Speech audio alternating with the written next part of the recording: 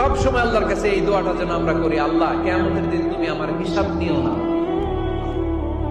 আল্লাহ তুমি আমার বিচার বসিও না, আল্লাহ তুমি দয়া করে আমারে মাফ করে দিও।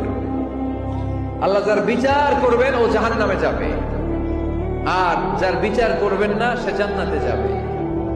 আল্লাহ যদি বিচার করে আর পাই টু পাই হিসাব নেয়, নামাজ পড়লি না কেন, রোজা রাখলি না কেন, মিথ্যা বললি কেন, খাদ্যে ভেজাল দিলি কেন, মাছে ফরমালিন দিলি কেন, যৌতুক খাইলি কেন, ঘুষ খাইলি কেন, উল্টাপাল্টা করলি কেন, জিনা করলি কেন, একটার পর একটা প্রশ্ন বানে যদি সেই ভয়ঙ্কর দিনে আল্লাহ আমাদেরকে জর্জরিত করে, আমাদের কোন উত্তর আছে?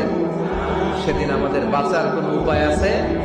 তাই আমরা সবাই আল্লাহর কাছে দোয়া করবো, আল্লাহ কোনো বিচার টিচার মানি না, কোনো বিচার করতে পারবো না, দয়া করবা। কথা কয় না? কি করবে? এবার আওয়াজ করে বলেন, বিচার চান না দয়া চান?